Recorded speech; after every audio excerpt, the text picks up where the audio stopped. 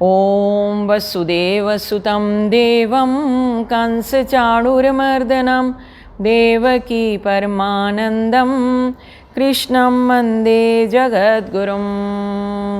सभी भक्तों को प्यार भरी जय श्री कृष्णा।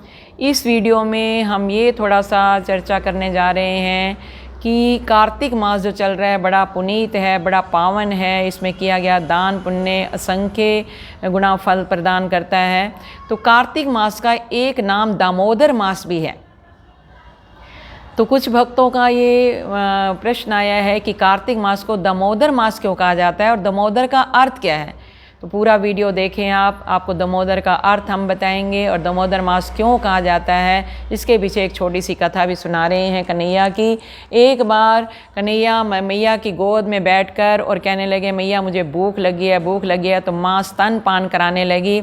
स्तन पान कराते कराते मैया का ध्यान गया कि चूल्हे पर दूध रखा हुआ है। तो वो दूध देखने के लिए कन्हैया को गोद से उतारा और दूध देखने के लिए चली गई।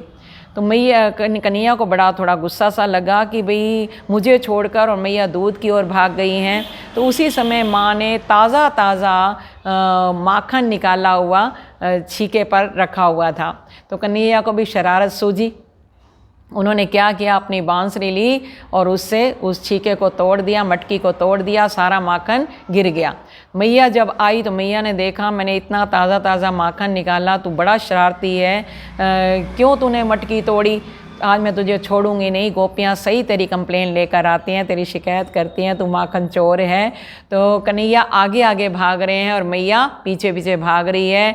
पर भगवान को कौन पकड़ सकता है बताओ। तो भगवान तो उसी के बंधन में आएंगे जब ठाकुर जी खुद चाहेंगे। तो जब पकड़ लिया, भाई देखा, भगवान ने देखा मेरी माँ थक रही है तो उनकी पकड़ में आ गए। तो रस्सी लेकर आई कि आज तुझे ऊखल के साथ बांधूंगी, सारा दिन तुम यही बंधे रहना। तो ऊखल के साथ बांधने के लिए मैया रस्सी लाती और जब रस्सी को बांधने लगती, चाहे वो कितनी बड़ी रस्सी होती, 2 उंगल छोटी हो जाती। फिर गोकुल की कहते हैं सारी रस्सियाँ समाप्त हो गई पर माँ थक गई, बांध नहीं पाई, वो 2 उंगल छोटी हो जाती थी।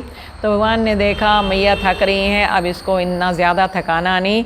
तो भगवान अपनी इच्छा से फिर बंध गए। तो जब बंध गए तो दामोदर का अर्थ क्या है, दाम कहते हैं रस्सी को और उदर कहते हैं पेट को। पेट पर रस्सी बांधने से भगवान का नाम पड़ गया दामोदर। ये लीला की है भगवान ने और ये लीला की थी कार्तिक मास में ही। जब कार्तिक मास में ये लीला की तो इसलिए कार्तिक मास का एक नाम ही भगवान के नाम से पड़ गया, दामोदर मास भी इसको कहा जाता है।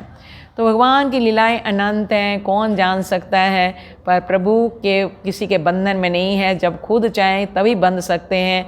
ये दूही का पर्दा है जो हमें भगवान से मिलने नहीं देता। ये 2 उंगल रस्सी छोटी होना क्या था, ये हमारा अहंकार जो आ जाता है, दूही का पर्दा आ जाता है, वही हमारा भगवान और जीव के अंदर वो अंतर आ जाता है, वो बंधने नहीं देता है। तो भगवान हमेशा प्रेम के बंधन से ही बंधते हैं। तो हमेशा भगवान से प्रेम करें। कार्तिक मास में खूब मौन करें, भजन करें, पाठ पूजा करें, तुलसी मैया का पूजन करें। इन कार्यों को करने से भगवान प्रसन्न होते हैं और अपने चरणों की प्रेमा भक्ति प्रदान करते हैं। आप सभी के लिए कार्तिक मास शुभ हो, मंगलमय हो, इसी शुभकामना के साथ जय श्री कृष्ण, जय गुरुदेव।